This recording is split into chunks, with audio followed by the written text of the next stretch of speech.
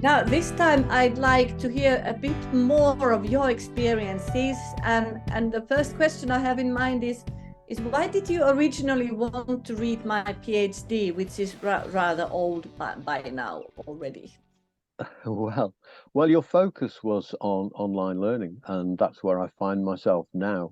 My course has actually been converted post-COVID. It's been converted into an online course, and it's quite interesting because potential of it as being more of a blended learning approach where we have some face-to-face meetings, and but it's mostly online, and that has caused an issue for me in terms of it's fine to just suddenly move to online, but I'm very conscious of the fact that how does my teaching really need to change in order for it to be as effective online as I'd like to think it is in a face-to-face environment? Because I think to assume that it can just stay the same from everything I've read and everything I experienced, that isn't going to be the case.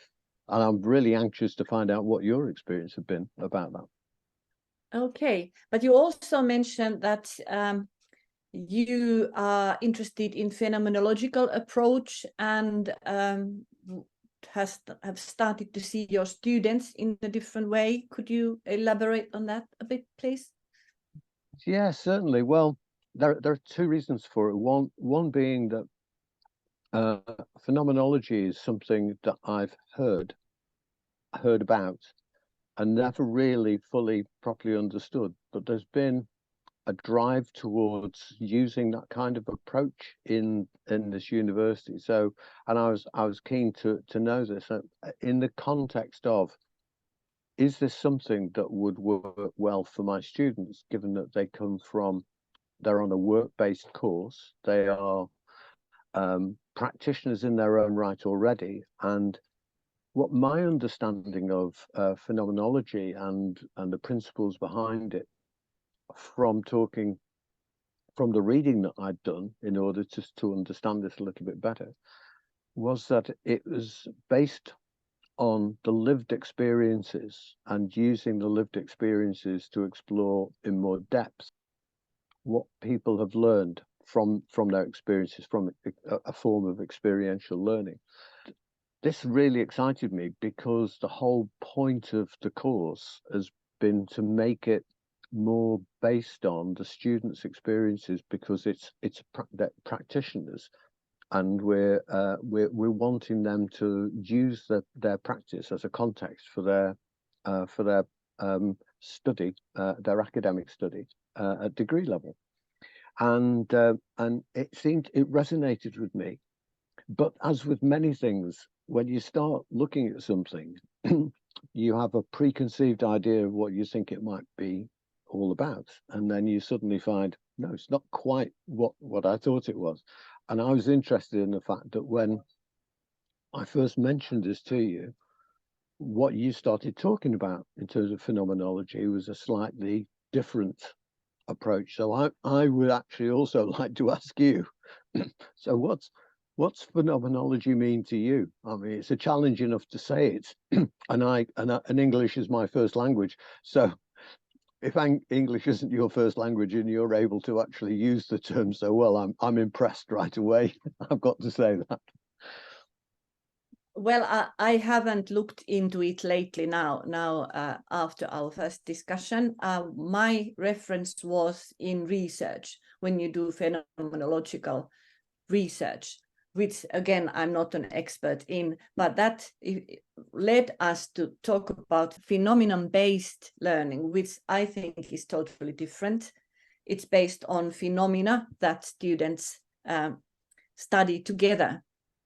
But for me now, after listening to you explaining it, I understood it as a kind of learning where it's really important that the students are seen as a whole person, not just the cognitive things happening, but with all their backgrounds and experiences and life situations.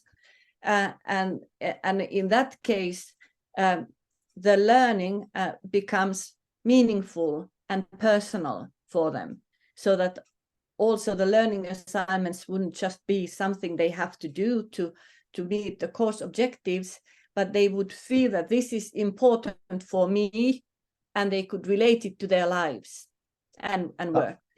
And that, I that's don't know exactly, if that is phenomenological.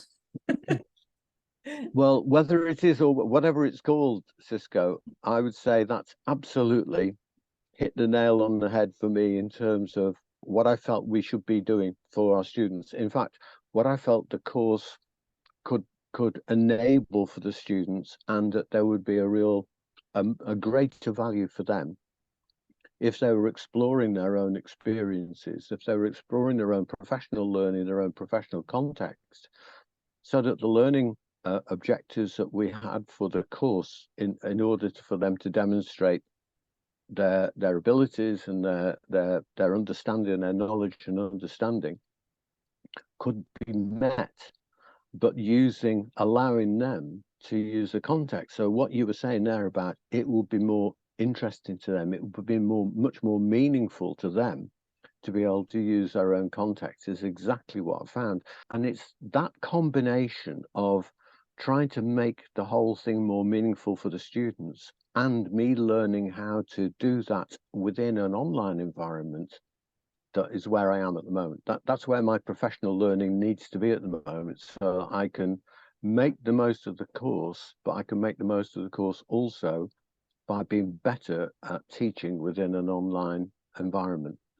We are looking at this as a phenomenon-based approach more than just phenomenology, because the approach from a research point of view is one thing. The approach from a practical point of view from the student's experience is slightly different. And so I'm learning about phenomenon-based approaches in order to draw from the students, or rather to enable them to draw from themselves and from one another by collaborating more and by sharing our ideas more with one another, the deeper understanding that they've got from their practice without them really quite realizing how much depth they've actually got already from what they've done, and bringing that out and allowing them to express that in a suitable form for an online course. May I ask what this course is about? What is it called? It's an undergraduate course. It's a final year of an undergraduate course, which the students have studied on a part-time way, released from their jobs. Very often they've been support staff within a classroom. So they're either learning support staff, they're teaching assistants, they may have a one-to-one role with individual students who they're supporting, the students have special educational needs, or there might be general support in the classroom, and how all that's developed in the English system, which has been a bit up and down. You know, it's become very popular at some times, and then at times of austerity, the jobs that go in English schools are quite often the support staff in the school. But my experience from being an inspector is that where there are really good support staff working as a team with a class teacher, the quality of the learning is noticeably different. It's noticeably better, and therefore I'm very much a supporter of helping support staff, many of whom could and should have gained a teaching qualification for themselves a long time ago, and it's actually only their own self-confidence, their own self-efficacy, their own self-belief that's held them back from gaining a teaching qualification before, and they're coming slowly to realize that actually I could be a teacher, I could do this, and they've done it in a part-time work-based approach. And my course is the final year where we're becoming a bit more academic about it. They've got a significant research project to do at the end of the year, but in the build-up to that, we've tried to create modules that allow them to explore this experience that they've had and to pull that out in order to build their self-efficacy just as much as to increase their subject knowledge and understanding. In fact, I would say we're more about them finding their own understanding and bringing that out through working collaboratively with one another and through the questions that they ask of one another, of themselves, and I ask of them, than me giving them a lot more knowledge. So it's a fascinating course. It's all about them, which is why I've had to look more closely at my students in order, particularly when it's working in an online environment. And I'm finding now that that's spilling out to my classroom teaching as well, you know, my face-to-face teaching. I'm learning more about this, but the more the more I learn, the more I realize I've still got more to learn. So I'm very interested to find out some more about you in this series of videos that hopefully we're going to be able to do and explore the things that you've done in your career with online teaching and learning. Sounds really an interesting course, and I can see that it actually enables transformative learning in your students if they're lucky. So, but I just want to say one more thing about phenomenon-based learning. These new kind of catch terms may have different meanings for different persons, and they actually may refer to different kinds of teaching and learning.